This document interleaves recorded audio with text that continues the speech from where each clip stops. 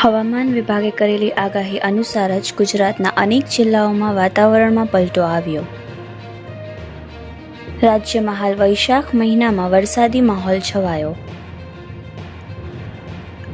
હવામાન વિભાગ દ્વારા પણ આગામી દિવસમાં પવન સાથે વરસાદની કરવામાં આવી છે આગાહી. ત્યારે આજે બનાસકાંઠા જિલ્લા સહિત અનેક ગામોમાં પવન સાથે વરસાદ ખાબક્યો. અંબાજીમાં ભર ઉનાળે પડ્યો વરસાદ. અંબાજી પંથકમાં વાતાવરણમાં એકાએક આવ્યો પલટો. બપોર બાદ આકાશમાં કાળા ડિબાંગ વાદળો છવાયા. ગરમી વચ્ચે અંબાજીમાં અચાનક વરસાદની પધરામણી. અંબાજી પંથકમાં હળવો વરસાદ પડ્યો. કમોસમી વરસાદના કારણે ખેડૂતોમાં ચિંતાના વાદળો છવાયા. Bureau report Yashvi Gujarat news Ambaji.